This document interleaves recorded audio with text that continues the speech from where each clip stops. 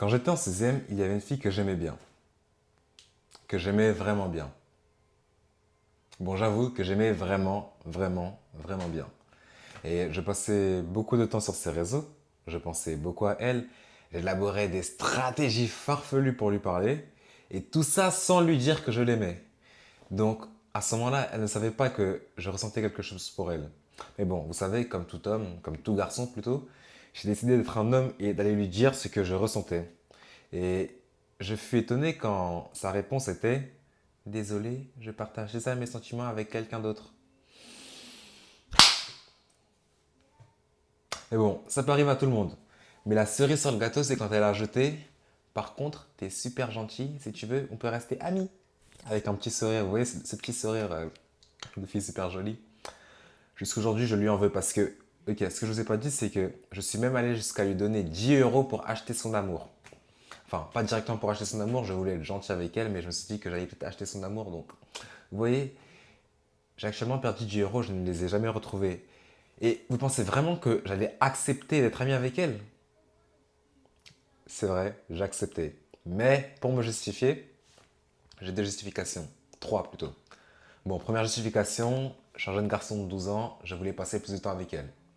Je ne savais pas ce que c'était l'amitié à ce moment-là, donc voilà. Deuxième justification, elle aussi, elle ne savait pas tout ce qui se cachait, tout ce qui était derrière ce si tu veux, on reste amis, tout ce que ça engendrait. En fait, le si tu veux, on reste amis à 12 ans, c'est pas le même qu'un à 20 ans ou un à 30, 40 ans. Et enfin, troisième point, j'étais en perte, je devais absolument récupérer ces 10 euros. Donc, c'est les trois raisons pour lesquelles je devais rester ami avec elle. Donc, lorsqu'elle m'a dit ça, je me suis dit, mais attends, c'est bizarre parce que j'étais super gentil avec elle, j'étais super attentionné, j'ai respecté tout ce qu'ils disent dans les films avec le prince charmant et la princesse. Et pourtant, elle ne m'a pas choisi moi. Elle a choisi ce jeune garçon qui l'embête tous les jours. Il y a un truc qui cloche. Et c'est là que j'ai commencé un petit peu à comprendre. J'avais pas totalement compris, mais j'ai commencé un petit peu à comprendre. J'ai compris très tôt, moi, les choses. Je courais après une fille qui courait après un garçon qui, lui, courait après le fun et l'amusement. Donc, je courais après une fille. Et ce que je devrais faire plutôt, c'est elle qui. Et ce que je devrais faire, c'est plutôt faire en sorte qu'elle me court après. Ou plutôt moi courir après mes objectifs. Moi, mes objectifs, je cours après mes objectifs. Et elle, elle me court après. Et parfois, de temps en temps, je m'arrête sur ma course envers mes objectifs juste pour la. Enfin, passer du temps avec elle, évidemment. Désolé. Vous avez peut-être mal interprété ce que je voulais dire, mais c'était plus passer du temps avec elle. Donc voilà, plus pour passer du temps avec elle. Et puis après, je continue ma route vers mes objectifs. Et c'est ça qu'on doit faire. Et si tu regardes ta situation, tu cours sûrement après une fille qui est moins intéressée par toi et qui, elle, court après un autre garçon qui, lui, est intéressé par ses objectifs.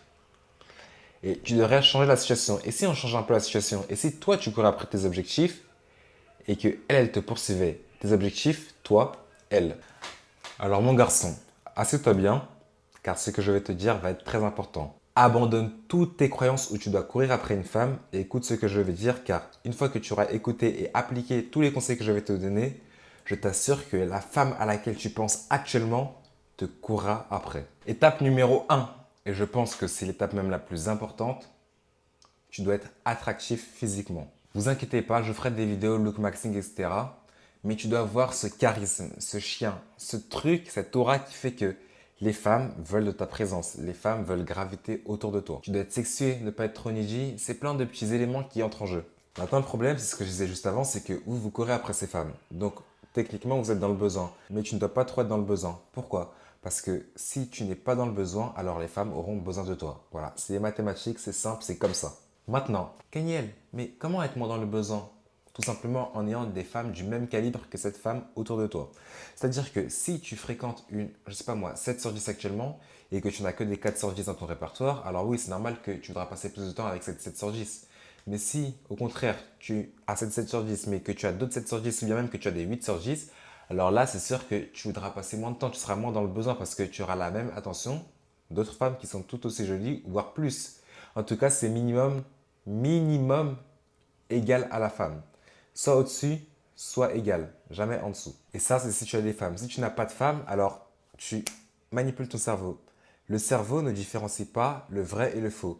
Si tu arrives à faire croire à ton cerveau que tu es ce mec qui peut avoir des femmes, s'il s'en donne les moyens, qui a tout ce qu'il faut pour les avoir, ton cerveau finira par le croire. Si tu es ce mec qui est assez badass pour parler à n'importe quelle femme dans la rue, ton cerveau va finir par le croire et ça sera réel. Et là maintenant, il y a les femmes et puis les Américains qui vont dire: ah mais je connais assez, fake it until you make it. Non, pas du tout.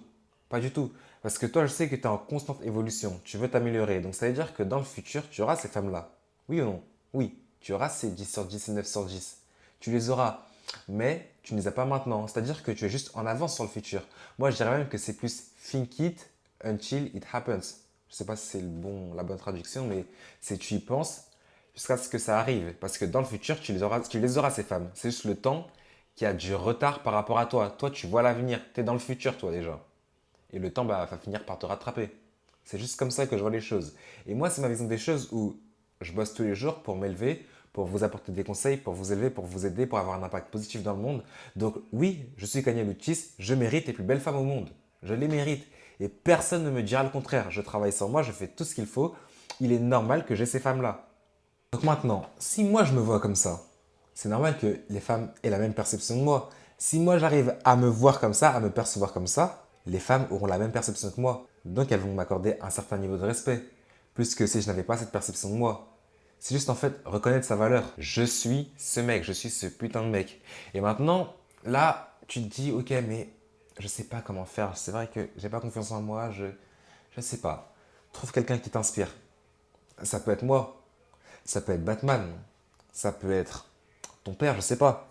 Trouve quelqu'un qui t'inspire, dont tu aimes les traits de personnalité, quelqu'un que tu apprécies, et juste commence à agir comme ce mec que tu veux être. Tu veux être comme moi, tu veux être Kanye Uchis, agis comme moi.